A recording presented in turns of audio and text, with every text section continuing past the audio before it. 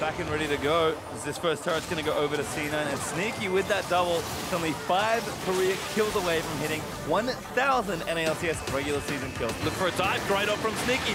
Lands in on, going to try and grab himself the kill, does do so. Oh, we're only 3 away. Tries to disengage with Smoothie. Clutch ultimate tags too as he does get both and Turtle. Contractz down into the front line. A sneak and a rampage. There it is. Kill number 1,000. Hey, congratulations, Sneaky. Welcome back, ladies and gentlemen, to Game 3 of Team Dignitas versus Cloud9. And even though Sneaky got himself 1,000 kills, he's not getting enough so far in this series. Dignitas off to that 2-0 start, and both of them off of incredibly solid mid to late game shot calling.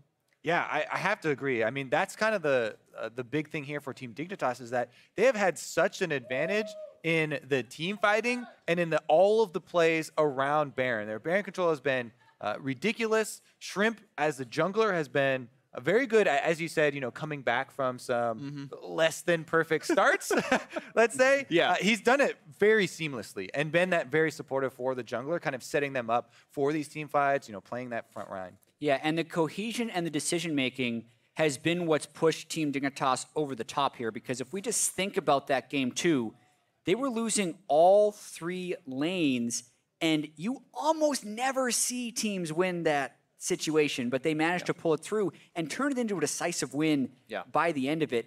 And we were talking between games, we think these have still been on very slim margins. One fight goes a different way at the end of either of these games, and it can swing, but we really wonder where the momentum lies now with the way that last game ended. We're down to what could be the last game of the series, or the beginning of the verse sweep, or somewhere in between, as Cloud9, once again with side choice, has chosen red, and we'll see if the bans are the exact same as over in Game 1. It was LeBlanc, Trist, Ori for Team Dignitas, Zach, Kalista, Gragas for the red side, and no, Cassiopeia going to join the ban table, and it'll be Jensen playing something else. He's had his fill of the Syndra Cassiopeia matchup. Maybe they're going to try and continue to focus down onto Keane, and they've kind of identified him as an area that they can, you know, make some gains in. It's not always, oh, we have to attack the biggest problem from the enemy team. It's where can we see the biggest difference? Yes. You know, even if it wasn't the biggest factor itself. Yeah, I would expect here for C9 to trend towards a Syndra type pick for Jensen. If they could get that pick, I think it would be precisely what they want, and really try and do one of those snowballing through mid lane type games, because they've been playing the side lane game today. We've seen Impact get an advantage and it turn into nothing. And we've seen Sneaky even get to late game Twitch in Game 1, and that also turned into nothing. So bread and butter, what got them their wins in the regular season? Almost always playing through mid with Contractz and Jensen. And while Cassiopeia can be great in team fights, it doesn't give you that kill pressure in mid lane that you might want. So this draft ends up being almost identical to Game 1, except that Dignitas took over the Zac ban, and that means Orianna's left up for the first time all series. Dignitas might still go back to that first pick, Jarvan, but again, this is a squad that banned away Orianna in both their games. Afraid of Jensen playing it, we'll see if he even wants it. Cloud9 might continue to replicate more of these picks. Sneaky got crit few too many times in those last team fights with the Twitch opening up right next to him, and now he wants to try his hand once again. See maybe if he alters his build a little bit to get that earlier Infinity Edge spike or not, but they're definitely going to go a bit earlier here with Contractz being able to grab up the Elise, and that does enable a mid lane camping playstyle if they so choose to go for it. Yeah, Syndra locked in right away for Keane. That's the 3rd game in a row he's going to be playing that, but it will be into a different matchup. And no matter what, Jensen has counter pick now. Cassiopeia and LeBlanc are off the table. There you go. Into Syndra. You wanted some Contractz, Jensen, early game power. There you go. The Elise plus the Lucian is a tremendous amount of kill pressure, no matter where you are on the map here for Keane, even if he's by his turret. So he's definitely going to have to watch out, and we'll see what Shrimp does as far as vision control, because he has actually been quite good at you know, securing at least one side of the mid lane for Keane to kind of try and hover to. All right, well, the picks and bans continue on as Shen is off the table right now. Wasn't what Cena had banned last time around, but of course the champ select now very different from before. Jensen certainly on something a bit more proactive, might see him get around the map a bit more and look for those side lane plays. And we keep asking, when will C9 deny the Maokai or control it for themselves? Because they have the opportunity to do either here. they have the first pick in the second rotation as well as having top lane bans left to spin. And the efficacy of the front line has been one of the biggest things here for Team Dignitas in winning their 5-on-5 fights. We keep saying that their 5-on-5 has been so good. They've been able to shot call their way up to the points where they can converge on these 5v5 team fights, but Cho'Gath, the crowd control and the front lining has been outstanding for them. Currently, Cloud9 have no front line to speak of whatsoever. And we're definitely going to focus on that half in the second part of the draft phase. I feel like this Cho ban leads to the Maokai first pick. I don't think you'd ban this champion for any other reason than, yeah, there's that ban out of Team Dignitas, but I think that would have been what Ssumday would have gone for if Maokai were grabbed. I think that was the plan for C9. It doesn't make any sense otherwise. And now they get to pick a different frontliner. Shen is gone. Gnar is up, though it did not win last time around. Nautilus got some buffs, but is probably perceived as a bit weak still. What goes top lane? It is going to be Gnar. I think that, yeah, I still think that Impact's Gnar was extremely effective, and he was winning in CS even with the early ganks.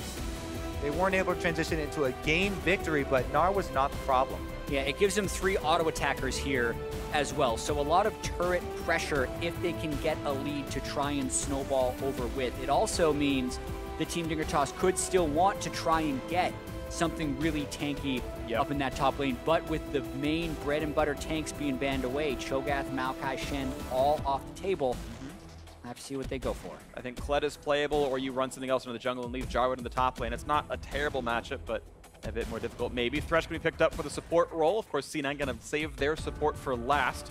We'll see what duos with Sneaky a bit later on to this one. Team Dignitas need that top jungle flex, and they go Nocturne! Nocturne! Nocturne gets picked up! And I'm not even sure if it's definitely in the jungle, though you assume it's going to Shrimp. Yeah, but what? Okay. Nocturne? All right, That wasn't even on the radar. No. He turns off to your radar. That's what his ultimate does. I want to see if he's actually going to go lethality, because there are so many options. We talked about this backline here. Twitch and Lucian are definitely viable options for an assassin Nocturne to go for. Or is he just going to go the semi-tanky Black Cleaver that we're kind of fairly used to with Nocturne? I think it's a bruiser Nocturne with Warrior to start would be my guess. Kobe's trying to look up solo queue and stuff right now because we're wondering where this pick come from. This is such a hidden pick. No one has been playing Nocturne. We'll get our stats to check the last time we saw him in the NALCS. We saw one game of him at Worlds last year. So here are some of the pros of picking a Nocturne, and why you would want to pick Nocturne is the ultimate separating people in a team fight. One of the big problems for Cloud9 has been these team fights. Now they have this Twitch and Lucian that are fairly squishy, are going to have to remain mobile. Once you turn off the lights, it becomes much more difficult to coordinate those team fights, and Team Dignitas may try and prey on that lack of coordination and exacerbate the issue here with the Nocturne Ultimate Darkness coming out. Right, you can lower Twitch's damage output. He might not be able to land any auto attacks at all. You need to click on someone. You can't toss it out like a skill shot. And this team is also good at diving. There's a Syndra and a Jarvan to go with the Nocturne. You can get the dunks onto this Twitch. There is no way to block this damage output. There's no Braum, there's no Thresh, there's none of these heavy shieldings for either. With the Ultimate, your range is longer than you can see on Twitch. Yep. During the Nocturne Ultimate. Yeah, upon further research, I do think it should be the lethality build. Specifically because you're trying to delete Twitch before he can do anything. If you go in with Jarvan, it's actually really difficult to get enough defenses to not have that be the case if they both press their buttons on the same dude. Yeah, and they're almost all point and click. Jarvan's ultimate point and click, the Nocturne ulti and the E point and click as well. The auto attack gonna come through, so look out Sneaky. They're coming for you. The problem with that though is there are a lot of reasons that Nocturne isn't there, right? He has the strength of being able to right click a Twitch, but his early jungle clear is, not nearly as threatening as Elise. His ganks pre-6 are pretty pedestrian. Yeah. There's not that much going for him early, and Team Dignitas is going to have to weather this Elise storm. Again, though, what is going for him, there isn't a tremendous amount of peel here for Sneaky or Jensen. Coming in with the spell shield provides you with that opening to at least get off a giant amount of burst damage and take down the backline. So yes, oftentimes on Nocturne, towards the end game, you turn into kind of a suicide bomber and you go in there, try and trade your 1-for-1 with one of those end game carries. But I'm super excited to see if he does go for that, because to me, if you're going to go the bruiser route, it's kind of a cop-out, and there are better bruisers to take. Sure. Unless you're only taking him for the ultimate for the darkness for the team fights, there are definitely better bruisers to take, and would be advisable to get some lethality. Yeah. Go for the Duskblade one shot out of ultimate. Yeah. That's the strat, we think. But we did not think we were seeing No, Nocturne. no. So Did not do my we'll Nocturne have prep. to wait and see what he does. Yeah. And What else is interesting is we are in a meta game of duo threat teams. Right, it's a lot of 3 tanks, 2 threats. So if you trade your jungler for deleting a threat, you win the team fight because now you're 2-to-1 in damage dealers. Now Cloud9 is not this way. They've got a Black Cleaver user with impact and Contractz like to go full AP on Elise, especially because there's no other magic damage. So trading 1 for 1, C9 has backup damage dealers. So if you do instantly delete Shrimp, it's not the end of the world. Yeah, and they also just gave him a wicked good pull. Because of it, though, right, they're losing some of the level 1 shove to Smoothie and Sneaky, which is very risky because you can potentially kind of let the Twitch out of his laning phase. He's going to be farming up very quickly, though. Talk about the mechanics of Nocturne, since people haven't seen him in a long time. Definitely is, or was, one of my favorites in a past life, I guess. One of the big things is flashing early to ensure that the enemy cannot flash out of your tether for your fear there. You can see it on the Scuttle Crab. And oftentimes you can both trade flashes, plus if you wait about 0.5 seconds, you'll still be able to get that fear onto your target as well as trading the flashes. Contractz now very unhappy to find the Scuttle Crab already taken, and Invade is also going to be seen trying to take advantage of the Nocturne early jungling. Shrimp's looking for the play. He's going to land the fear, and he is not done. Spell shield the Cocoon, though he's going to block out the melee Q. Repel to buy some time. He's going to get to the Blast Cone, and Impact's going to try to buy some time to knock out Ssumday. That's going to happen all right. Cocoon up for 2 seconds and not going to get much. Yep, cooldown's not available there, so both of them get out of it alive. Keane in the mid lane, again, he's always dealing with this super aggressive Jensen. Contractz returns, Wants more. Is he's gonna flash! He's gonna go for first blood! That was awesome! Contractz gets the kill, and he takes the camp away too. Incredibly sick gank there from Contractz in the jungle, taking advantage of the ward he placed earlier. Shrimp did not account for that ward, was not tracking it, did not see him put it down. And this is going to be some counter jungling afterwards. The early pressure of Elise doesn't even go into influencing the lanes. You want to be able to spell shield the Cocoon on Nocturne for your safety, but when he gets him out of fog like that, twice in a row, he gets a lot of damage to start and then can flash over the wall to finish. Just big plays by Contractz. Walked in for the ward, but Smoothie tried to Power Fist out of the Lantern and tried to mind game when the attack would come through. Power Fist a bit late though, gets out. Remember, he wards over the wall at So first. he never saw him put it. And never saw that ward. That's why he could not account for that ward. He did not know it was there. You can't really blame Shrimp for that, repeat. And man, it was just an amazing play here by Contractz. Shoots his Cocoon, flashes over with it, so he knows it Doesn't hit the Friar's Bloom. 0 time to react here for Shrimp. Yep. I think the Cocoon came from his old position. It seemed to come from behind Contractz. Yeah, you don't reposition your Cocoon by flashing. It's not like one of the flash extendable summoner spells. Either way though, you're gonna see this top lane get pushed in. Could turn into a small farm lead for some days. He clears out the wave, but Impact looks like he's gonna recall off of this one. Shrimp gonna go in. Of course, he still has flash. Can they find this one? But Jensen hugging the top side of the lane. Gonna get stunned up though. Is there gonna be a play? No, they're not gonna bring a Nocturne. Shrimp's early gank is so underwhelming. He would need Jensen to almost dash flash in to have any type of effectiveness on Nocturne. I think he was basically just waiting because he just cleared his 2 camps and was there for counter. Yeah, definitely setting up for the counter gank there. Expecting some aggressive Elise play, since they know that Keane wants to back to get that early tome for himself. Lost Chapter is such a big early item for the mid laners, and Syndra just need to clear that one last wave. So protecting there. And again, we talked about Shrimp doing these little things for Keane for his laning phase. Vision and kind of protecting him for recall positions. Here we go, though. Contractz on the offensive again. 3v3, we see this a lot. And it's gone both ways.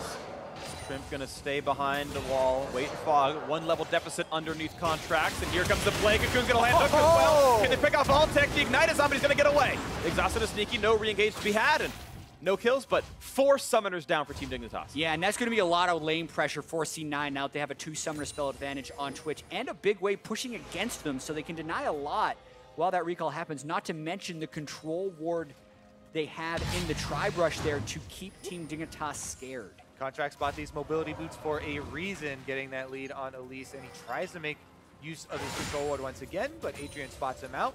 He's not going to be able to get anything out of it. Shrimp playing with the requisite safety to not be picked off until he can see where people have gone. I believe Scuttle may have seen Contractz go back into his jungle. Either way, he's fine. Cloud9 very happy to recall here and just let the minions kill off their own. Meanwhile, mid lane again, communicated to Keane. He's playing very defensively here as he should. And the invade there from Contractz is seen by the control wards behind the back of that red buff. So Dignitas is able to stay safe. Impact repeatedly pushing Ssumday to the limit as best he can, but the farm not really showing there's an advantage here. It's actually +1 to Ssumday, so winning the lane technically. Top lane Jarvan, very good at farming. Yeah. Even if you're harassed down, you can almost always get those last hits with your Q or your E. At this point, I think Team Dignitas just wants to stall until Shrimp is level 6. And they're so worried about this boots mobility Contractz. Not going to go for the Scuttle just yet. Looking for maybe he wants the Jarvan on the way back. A ward comes down and it will spot Contractz. He doesn't know he's been seen by this. He's going to look for this. And of course, he's in a butt of a 1v2. Here comes Jarvan. Nice repel, gets away onto the Scryer's movement. Now he doesn't have flash to get away from Cataclysm. He spites for some health, but here comes Keane. Jensen nearby as well. Do they have the CC? Here comes the Gnar as well. Missed the stun, not gonna land! And the follow-through forces the flash out of Ssumday. That was really well played by Contractz, considering how he was caught there. All the small things he did to dodge damage, to you know, proc the honey fruit there as he's repels the initial knockup. So many little things there inside to get out of a situation that looked pretty bad considering he was right next to a ward and unknowingly had been seen. Yeah, I specifically like the fact that he's just kind of left that Scryer's Bloom be because it's an escape path for him, and because as much as the Scryer's Bloom reveals for you, it also reveals you because people can do math very quickly and say, wait, 4 people are shown and someone just hit a plant. I know where that boy is. So Contractz being pretty sneaky, but even with all that, he doesn't hit level 6 first. Shrimp is hit level 6 first, and he's going Cinder Hulk. Oh no, he's going Bruiser. Totally different story. Oh, he's just going to frontline. All right, let's retell our story. They're picking this Nocturne all for the ultimate and for turning off the lights here to separate the team fights. So disappointing. See what they can actually do with the darkness. I really wanted it to at least be the saving grace of, oh yeah, he's going red smite though still. Yeah. So, you know, you can kind of sit on their face with it, but nope. There's a chance because he is behind, he's just trying to beat another frontliner. That's all I got. Kobe and I shaking our heads. Nope, he was going to cop out from the beginning. I will still expect him to go the Black Cleaver though. Okay. All right, I'm repositioning my bets now. Black Cleaver Nocturne. The cooldown reduction is insane on Nocturne. Yeah. Incredibly effective, not just for the ultimate, by the way, though. You're getting multiple spell shields can actually be super good for the late game, as well as you know, the fear. And just keeping up your Q trail increases your damage. So cooldown reduction really does translate into more damage for him. Yeah, and once Nocturne is level 6, the counter ganking just becomes so much more potent against an Elise, especially an Elise who's gone boots mobility, because Elise can get there, start the gank. Nocturne enters from within his own jungle oftentimes. Rank 1 ult not that long, but as far as effectively where it feels like it comes from, almost impossible to ward for Nocturne. Yeah. They looked at the option for a bot lane, didn't go for it here. Quick blue hand off to Jensen. You saw the opening. If there was a hook or a flash play, he was there for it. Just going to take his Krugs down. And again, this 1 level lead is going to maintain for Shrimp. Actual gold, 500 apart. That's basically what you get for a solo kill first blood. So no major differences here. Jensen trading blows and not winning by as much as he was before against Keane. So this matchup staying a bit close.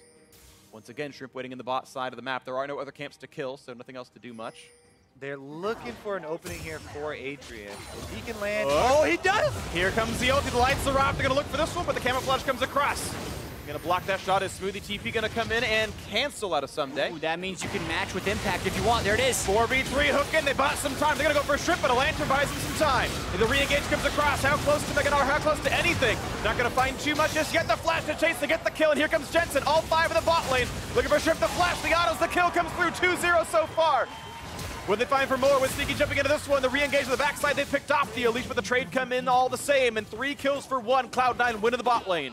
Now they're going to stick around and try and get that first turret bonus gold as well. Ssumday is going to have no choice but to continue to push on the top side and eventually get that one, but the bonus, again, going to go over here to Cloud9. Big opening in the early game. Yeah, a lot of things happened in that fight. The teleport canceled by Ssumday before Impact had started channeling, guaranteeing they can get the numbers advantage for the dive, as well as Sneaky flashing away from the CC chain. He waited for the Nocturne ultimate to connect, then flash. So that way, you could not follow through well with Shrimp.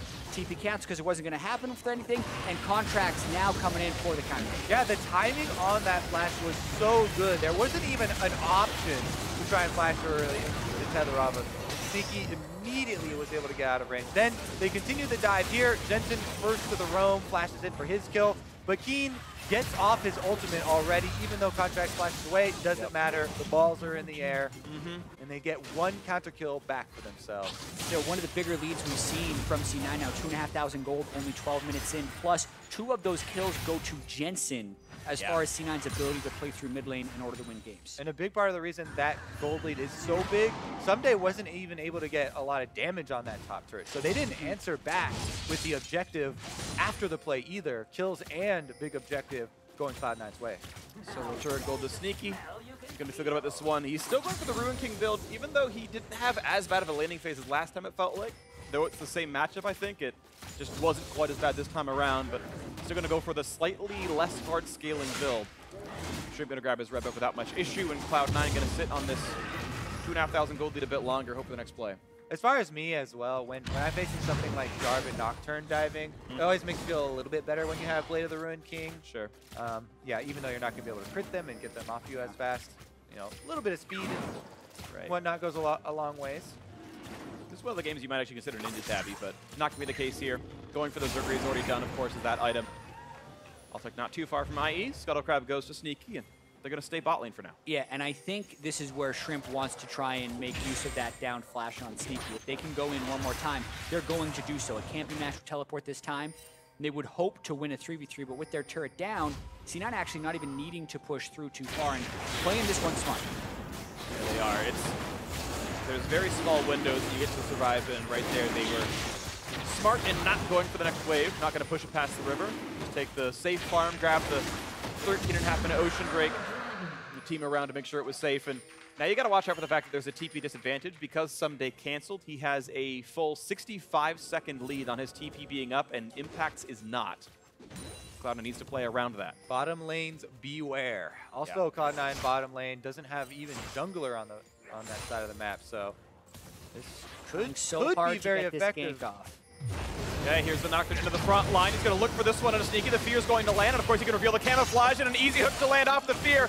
The hit confirmed. There was literally nothing Sneaky could have done. It was impossible if he walked into the lane at all. And he did, and the kill came through to Altec. Yeah, that was what they were trying to brute force, and they did get it. So ultimate use, flash use, they get the kill. But if they turn it back right here. Exhaust on the front line, they're gonna go for this, and the damage is there. Oh, but Keane turns it back. They don't have it. He tried to give the kill away. The calling, not gonna land the bolts. He's gonna die almost to the turret. Are you kidding me? Keane should have died. Oh, always ignited. use your ignite. Not gonna be the case. Cloud9 still will pull, push Ssumday off the top turret and get that one, but oh man, Keane does not have to go down. He does not have to pay for that bottom lane gank with his life, and Dignitas very happy about that one, regardless of this, large Cloud9 gold lead. Yeah, there's still a lot of control in the game right there. It looked like Smoothie and Jensen thought that was a for sure kill, so that's why he wasn't ignited. He did not want a KS. Keane gets the stun and uses the move speed from heal to help juke out on the culling on top of it. What a miraculous escape. All right, watch the fight in the bot lane again. Nocturne Fear. They know that, Adrian's going to flash for that one, no problem, because the Fear, you're going to run away in a straight line, easy for him to land it, and it's pretty much a guaranteed kill as soon as they saw Sneaky in lane, because Sneaky does not have a flash, and there's no escape for Twitch. Yeah, no way out is all, and as long as they land the hookup during the Fear duration, of course they were fine with that one. Shrimp, pretty standard, has Max the Dustbringer, his Fear is getting Max second. Duration, I believe, does still scale with rank, although I haven't played Nocturne in a while. Probably still does. Yep. 2,500 gold lead still remains. Cloud9 have yet to lose a turret. They did not yet lose bot lane, though it's low. They've swapped their teams around as the Drake is gone. Their duo is going to stay topside. Impact going to shove down through the bot lane, and we'll see if Rift Herald is picked up at some point. Still a lot of control for C9. Those 3 auto attackers that we talked about trying to chip down the turrets. And at that point, it's about staying alive from the ganks or just roaming with the Blitz and the Elise, right? They have pick comp written all over the Blitz and the Elise. See if we can find more. Sneaky can stealth through the wards, but careful, because Adrian and the Co are around. The hook's going to land on a Contractz. Could survive this, though. Adrian not long for the world. Smoothie makes sure the kill falls this time around, pops the ulti for it. Couple of cancels there on the teleports. They'll return down. Oh, actually, Impact is roaming up towards the mid lane, so maybe Cloud9 kind of converge there as Contractz is coming in from the jungle. They know that Keane at least doesn't have his summoners from the last engage, even though they weren't able to find that kill. Oh, this is huge. They know Shrimp isn't here. The tables have turned. Dive. Stun into the follow-through. Look at the burst damage there. Cinder Hook, Ninja Tabby or not, he's deleted. Payback for Contractz not checking the brush on top lane in the previous game in the series. He is now the one lying in wait. And the Spider does find a kill. It's not Keane, and Keane will now know, of course, that multiple people are on the way. 3v4, is there a play to be had? The hook, they got to play around that rocket grab range. The cocoon might have actually meant that as well. Almost gonna land the death sentence from Adrian. Good chunk out of the boulder toss. But out they go. Cloud9 just getting away with that one kill and a bit of turret pressure. Yeah, and they're the ones with the tools now. They have upgraded Sweeper onto Contractz. You saw his damage potential onto Nocturne, who's just going a standard tank build that you would do on any tank jungler. No fallback pattern for Team Dignitas' jungler in this one, so it's on C9 to kind of make these plays. And we didn't see the turret trades happen this game either, right? Team Dignitas couldn't switch out and start that turret trading rampage into a big team fight. They're trying to scale up on Altec, but he does not have a gold lead onto Sneaky. Definitely C9's best 18 minutes of a game this series for C9. Yeah, it definitely C9's is their best best. 18 minutes. And it's a complete reversal of how the junglers have gone. Every single Shrimp scoreline has been something very small and like 75 assists every single game, and it's been Contractz with 7 times the death as kills this time around. It's Shrimp having a very rough start and not turning it around. Top lane pressure with 3 right now. A lot are roaming up to this. Yeah, we gotta get out. 500 damage in a Jensen. Cocoon is gonna get through it. Thank you, Contractz. They do have the Rift Herald, but Rift Herald would ideally be used mid lane here for Cloud9 to try and take down the last outer turret and allow them to actually more effectively fight the Vision Wars. As the Dragon is coming up in 37 seconds, they might look to coordinate those two. So maybe just have Jensen push the top lane, transition back down to the mid here to see if they can do it. Maybe they don't even need that Rift Herald. Yeah, turret's getting a bit low. Again, percent health damage doesn't work against turrets, so a slow push right now for Sneaky. Bot lane getting pushed in by minions. This will not fall just yet. But next time someone gives it a erstwhile glance, it'll fall. Yeah, for Cloud9, they would like to deny that gold until after the next Drake fight, or after the fight around mid lane. But I've actually become a fan of letting minions, if no enemy team member is close, like kill off an outer turret to deny the local gold, because it's such a significant part of the gold now. I'm really keeping my eyes on Smoothie and Contractz in this moment, though, with Drake being up, Baron being up in 15 seconds. It's a very dangerous game for Team Dignitas to check around Baron Pit. Those turrets dead. So you want to do the Drake while you have the Rift Herald going do it right now to split them. They don't need to be around to watch He her wants kill local the gold. turret. 150 local gold for being there, so maybe 250. Now there. they can transition, 250, but they yeah. didn't start it up. 100 everyone, 250 to him. So that, I mean, he gets a kill worth of gold by sitting around and making sure he gets that, and now it's pressure enough to go the rest of the way around. Yeah, you don't have to be very close to it, and you only need one person to kind of buy it. Cloud9 in the end get both objectives anyway, even without having them start them up simultaneously. They will be very happy about furthering their lead. Meanwhile, Team Dignitas back out to the top side. Shrimp steals 30 gold away from Adrian. Just giving the last hit. They push down the rest of this, and Dignitas starting to set up Baron vision. And regardless of how the early games have looked, Dignitas have outplayed the Baron every single time and gotten their leads this way. And this is going to be the hardest game for them yet because of that gold Jensen deficit. in C. When we saw the drafts for these teams, we saw C9 go very early on the Elise and put Jensen on Lucian to try and take over that mid lane. What we saw from Team Dignitas was the Jarvan Nocturne, which we know isn't going to have the same early game presence, And then for Dignitas to succeed, they would have to weather the early game storm from C9. The storm ended up happening bot lane with a lot of TPs, Contractz going in, also Contractz getting a solo kill on the Shrimp earlier on in the game. So in this way, C9 has been playing towards that early game snowball chance they have with the Nocturne, and not letting the Nocturne Jarvan get online to dive the double marksman that C9 have put together. It has not happened right now. C9 feeling very good about this game. 4,000 gold lead maintains, and they're going to go back to play for Baron control. This time, C9 holds the vision. There are no Dignitas wards in that river. Sneaky just really dodged the stun. That could have been a threat, though. Talk about Keane. If he has a good game, Team Dignitas tends to win. This time around, it's Shrimp having a bad game, but Keane is doing all right for himself. See if he can have that next pick come through. Has some flat pen. Shrimp is going full tank. That Black Cleaver not going to happen. He's going nice down next up. Yeah, meanwhile, you can see Impact's build. He's actually transitioning to Magic Resist, preparing for team fights. As he knows, that is where these games have been decided in this series. So he's already preparing, for possible Syndra damage, even though that's the only source he has to worry about. Yep. Looks to be nothing on a Smoothie. Has the Relic Shield quest completed already. Their actual gold income between Smoothie and Adrian not too far apart, just barely over 100. So last hitting well is Smoothie. Sweeper wars right now. Everyone trying to get vision around Baron. On to one. Here comes the engagement in the back line, though. Is the fight going to go well? Here comes the dive, nearsighted, and the Twitch forced to run away. He's still feared, and the chase is in. They're going to get that kill. The Bash Brothers, the two-man kill, comes through into Twitch. There's a trade for Adrian, though. 4v4 in this game. And can they get out? Cloud9 have them pinned between the turrets here. Ssumday's flying. No more tools. Yeah, he's going to get hooked in, and Jensen getting his 4th kill of the game. They all dove and finished off Sneaky, and then the question was, well, what now? We're in deep stuck enemy underwater. territory. There's still another carry. I mean, that's classic Nocturne, right? You're in. All right, I got him. What now? Well, gonna have to run away through 2 turrets. Cloud9 do, take some vision advantage around Baron, but it's not gonna be a tremendous amount. There was that one blue one you see up on the ramp. Round 2. Yeah, they could be doing Baron. There's the chain of CC. And the first damage is there. He is simply not tanky enough yet. No magic resist, and he falls down. Ooh, look at this damage to the Altec. That was impacted half, but that is now 3-1, the kill chain. Yeah, and this is a play that C9 can keep running. The vision control around Baron with the lead, Elise, and Blitzcrank. Every time you have a numbers advantage, even if Team Dignitas check, they don't have the clean team fight. And Dig is just trying to play this game, hoping C9 does it wrong.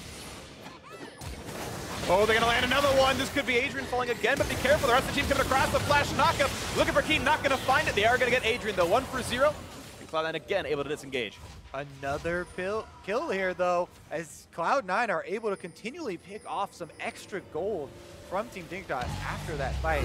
The kill on the Sneaky kind of was very, very lackluster. Yeah, they do get him. They do get both summoners, but then there are like 3 more trickling in kills for Cloud9 afterwards. Yeah, the flash play by Adrian did want to start it off well, but they just don't have the burst damage to make plays like that right now. They've gone full tank on the jungle and just the Black Cleaver and a Bramble Vest on the Jarvan, so by no means do they have the burst necessary to have those plays work.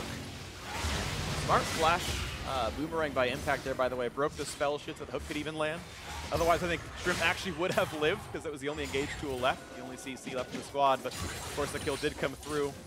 Cloud9 will see what's up next. 1.5 minutes still towards that next Drake. The Ocean lets him stay on the map quite a bit longer. You can see control wards in all 5 inventories. We got the gold to spend for it. Certainly this is the right choice. We'll see if they can take and maintain control over the Baron area. Altec almost at a 2nd item now. That is close to being done. Not quite the combined cost. Siki does have his Hurricane completed though, so can definitely shoot out a front line successfully. Yeah, Impact going Mega Gnar right there. We have seen Team Dignitas play very well around the Gnar transformations this series. Yep, and now he's mining. This is one of those small windows that Team Dignitas could choose to use if they wanted to fight. But the vision deficit makes it hard. Dark Spear is still being spawned by Keane. Trapped to the left-hand side. They're trying to zone out the squad, but there's still a room in there. And that could have been a danger. Jensen's going to be fine, though. Doesn't get hit by the hook. Now looking for the next play is Smoothie. And he's going to find the hook on a 1. The flag is up, but the kill is going to go in. Ssumday going to fall. Re-engage coming across. Look at the chase in by Jensen, just pushing in and getting the kills. Altec, 2 for 0. what you gonna do? You get hooked, you don't have the ability to team fight, and then Jensen just walks up to Altec and kills him. Altec doesn't want to burn Flash because he wasn't close enough to the team. Jensen would have just Flash followed. That was a long-range hook there from Smoothie as well. You know, even though they didn't win the last one with Blitzcrank, he was very accurate with the hooks. He gets a pull, they have some chase down kills, and that is a Baron buff for Cloud9 and another pick! And Adrian just says, guys, they're doing Baron, I promise. Cloud9 striking back in this series. Smoothie walks inside here, grabs the first kill, but then Altec also walks up and away from the lantern. He has the flag from Jarvan was on it as well, but that is about it, and that's screw you up. Even on your team. And yeah, I think that shouldn't screw you up, but well, unless you're like, oh, that's just a flag, and it doesn't. I don't know. No longer no recognize it. It's the disguise. It's just a flag. I can't click on a flag. Only Jarvan could do that, but it's the way it came. And so Cloud9 finally showing a good mid game in this series, though. Dignitas has been the Baron has been the Dignitas objective this entire series. C9 kept the vision control. This time they used their early game lead well, and now the siege can continue. And the playmaking of the Elise and Blitzcrank has been huge, whether it's Cocoon to hook or the other way round. It is preventing Dig from ever getting the clean team fight that they want, and now they're kind of at this point where they got two really strong carries to follow up on the initiation. Cloud9 were in the finals last split. They expect to kind of be there, and they're having to fight their way out of a 2-0 deficit here very early on. Making a strong showing here in game number 3 to try and continue the series, though. Yep. Now, we talk so much in this last year of LCS about parity, because we've seen the top teams have bad early games. Or last split, we're thinking someone would knock off TSM or C9 and we wouldn't see another TSM C9 finals. When playoffs happened, C9 pretty much 3-0'd their way to the finals, and as did TSM, and it almost seemed like they had plot armor to the parity conversation we had been having. And the experience does matter in a very big way, especially when you're in these playoff situations. And we can see Team Dignitas came to play today with this 2-0 lead, but C9 bouncing back strongly in this third game, switching up their strategies, going for more early playmaking, not being dissuaded with the failures of the first 2 games, and being willing to pull the trigger, has them in position to push this to a 4th game. Jensen's been pulling the trigger, 6-0-4 on the mid lane Lucian, by the way. That's the AD carry that you need to watch out for.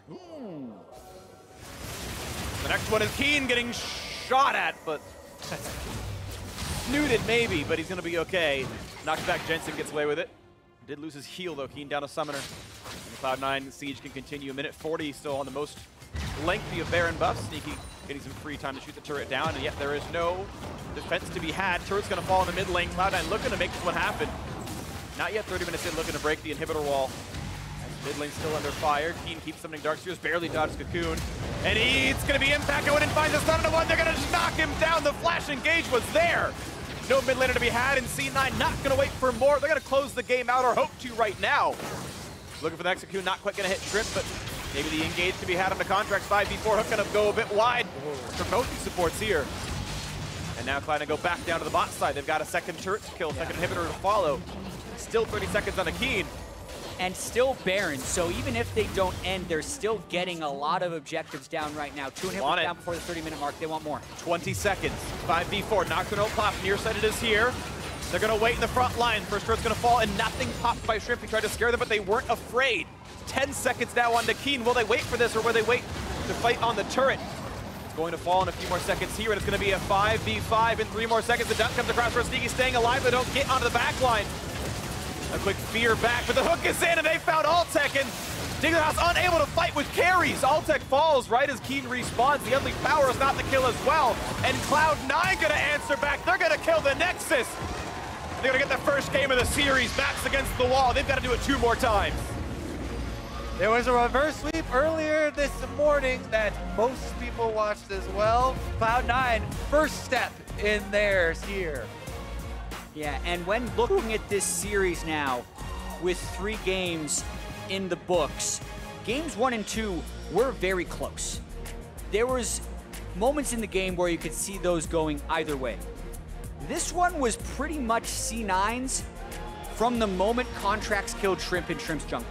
Yep. They never relented the control, consistently made plays, and won this game 30 minutes, 15 kills to 3.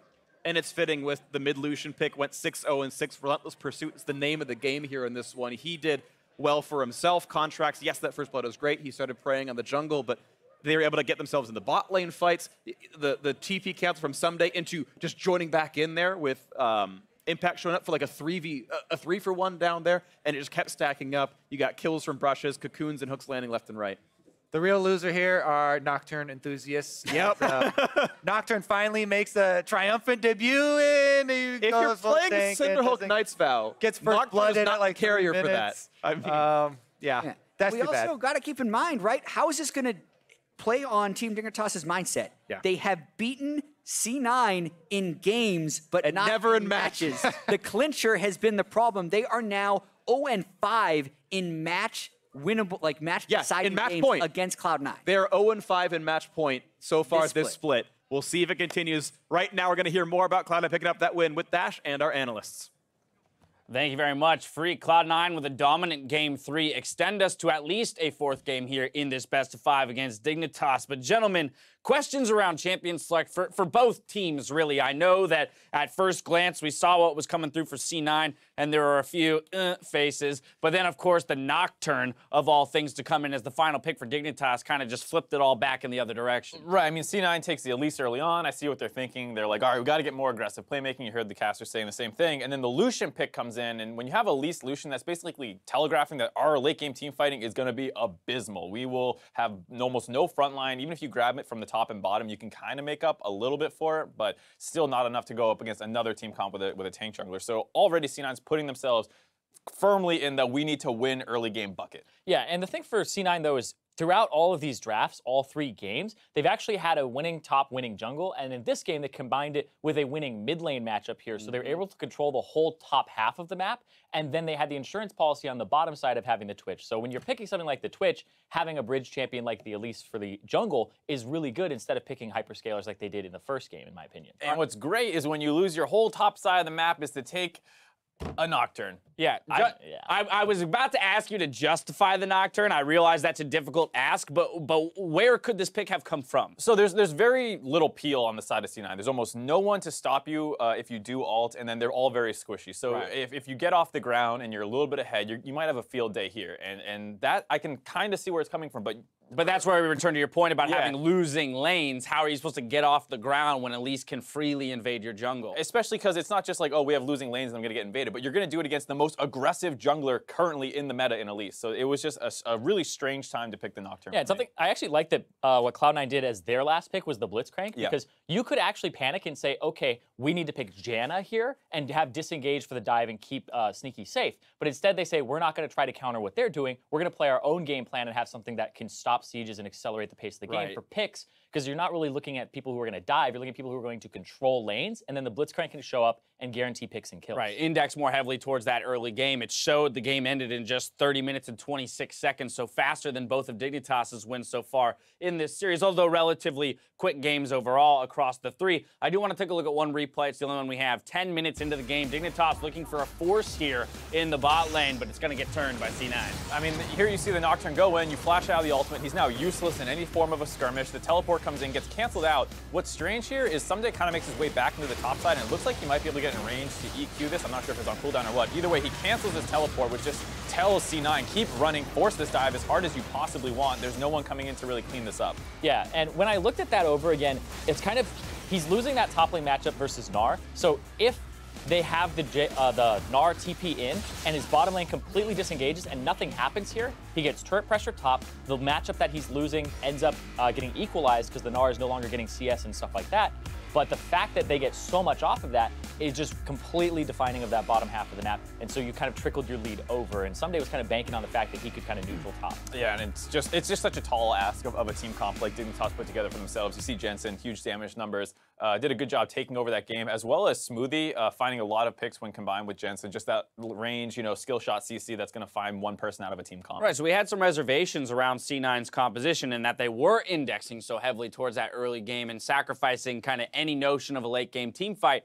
But they played into their composition quite masterfully. I mean, this was a very dominant game and the quickest of the 3 we've seen so far. So that's definitely going to be a boost to the morale of the C9 squad. But let's remember, they still have to put together 2 more wins here in order to complete the reverse sweep and move on to the semifinals. Right, this is a game where after you see that Gnar pick and you are deciding what to do with the Jarvan, you can easily go for more of like a double tank focus, and then you just stack a ton of armor, and it makes it very difficult for C9 to win late game, and then you just try and weather that early game storm. Instead, the Nocturne plays completely into C9's game plan. So I think Dignitas has a couple easy adjustments that they can make moving forward if C9 wants to stick with this game plan. But the scary thing is just the mentality of C9 finally getting a win, finding some footing, feeling really good when they do it, and smashing so convincingly. Yeah, the thing that kind of doesn't sit too well with me in this series is that Dignitas, like I've said, I feel like they've kind of lost the top half of the draft in the last 3 games. It's been consistent, and being results-based, you're like, oh, the draft doesn't matter because they've won the first 2 games, but it's something that I think is a bit of a problem, and if C9 are going to continually push through top and impact, then that could be something that opens up the series for them. So Dig has selected red side yet again, so our team's definitely preferring to be on the counter-picking side when it comes to champion select. With that in mind, let's continue this discussion, though, around the top side of the map for Dignitas, so mid, jungle, and top side. Where do you make the change to get a more dominant top side of the map? Which lane do you look at? I think it's the kind of thing where you just have to find a way, now that you're on red side, to get counter pick for you, just because I like C9's game plan of basically giving Impact an autonomous champion. He will be in a favorable position at all points unless Dignitas specifically attack it, and then you try and do other things. I do like that idea, but it can be outdone where if you just are willing to take certain matchups at certain times. So if you ban the Gnar out and you end up in a tank matchup, Ssumday can obviously play a lot of really good champions into different tanks. So you might look at something like that, but it is one of those things, like you're saying, where they did lose the top half of the map, but they're getting great team fighters while doing it, and they usually end up in a mid game that's relatively even. Yeah, but we know Impact for like his tank play, right? And they're consciously not putting him on tanks. They're putting him on things that can win the lane and win the matchup. So C9 are very much so saying we need to win the top side of the map here and try to lock down Ssumday and keep him occupied, right? And that's kind of their plan here. It didn't work in the first 2 games to keep him off of things like Maokai. And when the bans came out where Maokai and the tanks were something here, and they still got Impact a matchup where he was favored, I think that that's something that they can kind of repeat here with Dignitas being on red side, because they seem to favor that tank matchup. I've got to assume that the Nocturne doesn't find its way back to champion select here. I mean, I respect the the attempt at it. Let's see if it works. Let's maybe throw a wrench into some people's plans, especially looking ahead into playoffs. If they were to come away with a victory there to close out the series, people are going to have to start looking at picks bans against Dignitas in a very different way. But especially in the face of things like the Nunu still being up in that case, right? You could reach towards the Keane or the Sejuani, or I mean, the Lee Sin even at times. There were lots of other options on the table, and the Nocturne, to me, I just don't see how it floated its way to the top. It's absolutely one of those champions where you look at that draft, okay, we flex the J4 top, we put the Nunu in the jungle, we play a really control game early on, survive Elise's early pressure, and then boom, mid-late game. That's a good point. They played J4 in game 1. They could have just flexed it. They could have thrown it in the jungle and taken a different top laner there in that matchup. We were throwing Yasuo around. Yeah, it was like something Yasuo would have been great into that comp. That would be amazing. He counters the Gnar, the Lucian, and the Twitch. It would have been incredible. Elise isn't that great into it? Yeah.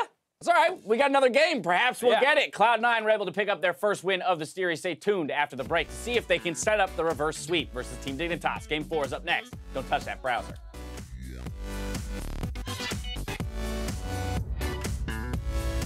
He's gonna flash! He's gonna go for first blood! That was awesome! Contractz gets the kill, and he takes the camp away too. Can we? I'm dashing over. Oh, I'm here. I'm here.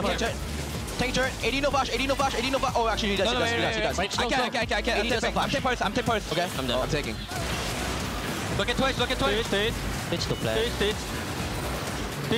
Go Twitch. Stay together. J4. He's done. Yes, good job. I'm killing. Hey, 80. I'm killing 80. 80. Nice, good job. Go back.